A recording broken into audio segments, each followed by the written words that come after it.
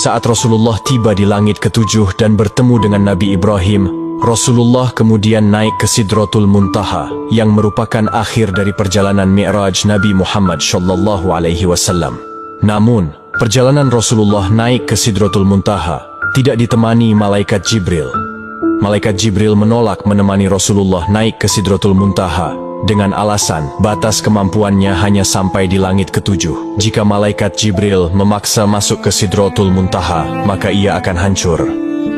Saat Rasulullah SAW sampai di Sidratul Muntaha, dalam kebingungannya bagaimana mengucap salam, Allah Subhanahu wa Ta'ala memberinya wahyu kepada beliau berupa ucapan salam kepadanya. Kemudian Rasulullah SAW mengucapkan salam dengan kalimat At-tahiyyatul mubarakatush solawatuth thoyibatu lillah. Salam sejahtera yang penuh barokah dan salam sejahtera yang amat baik adalah milik Allah Ta'ala. Kemudian Allah Subhanahu wa Ta'ala menjawab, Assalamu alayka ayyuhan nabiyyu wa rahmatullahi wa barakatuh. Salam sejahtera, barakah dan rahmat Allah dilimpahkan kepadamu wahai Muhammad. Kemudian Rasulullah SAW berdoa untuk kita, umatnya. Assalamu alayna wa ala ibadillahi sholihin. Kesejahteraan semoga terlimpah kepada kami semua hamba Allah dan hamba-hambanya yang soleh.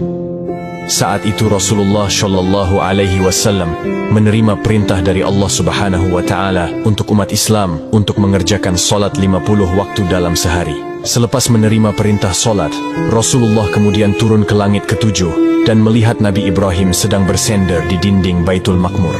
Dilanjutkan turun ke langit ke-6 dan bertemu dengan Nabi Musa alaihissalam. Kemudian Nabi Musa bertanya, Wahai Muhammad, dapat apa engkau dari Allah tadi?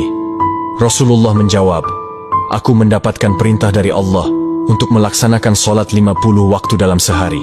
Nabi Musa kemudian berkata, Wahai Muhammad, apakah engkau tahu jika aku memiliki umat yang sangatlah kekar dan besar, namun umatku tidak sanggup melaksanakan kewajiban itu? Lalu bagaimana dengan umatmu yang kecil? Kemudian Nabi Musa menyarankan Nabi Muhammad untuk kembali menghadap Allah meminta keringanan. Nabi Muhammad kemudian kembali menghadap Allah dan meminta keringanan atas solat 50 waktu itu. Dalam kembalinya Rasulullah ke Sidratul Muntaha, beliau hanya mendapat pengurangan 5 waktu. Dan pada saat itu, Rasulullah sampai 9 kali bolak-balik dari langit 6 ke Sidratul Muntaha untuk meminta keringanan dalam perintah solat tersebut. Sampai pada akhirnya Rasulullah menerima perintah solat hanya 5 waktu dalam sehari. Kemudian turun dan menemui Nabi Musa. Dan saat itu juga Nabi Musa kembali menyarankan Rasulullah untuk kembali menghadap Allah meminta keringanan lagi. Namun Rasulullah enggan melakukan itu karena malu kepada Allah yang sudah 9 kali bolak-balik meminta keringanan.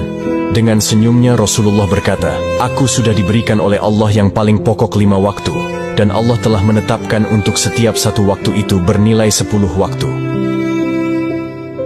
Di tanggal 27 Rajab ini, di mana malam itu Rasulullah SAW mendapatkan hadiah dari Allah untuk umatnya berupa solat wajib 5 waktu.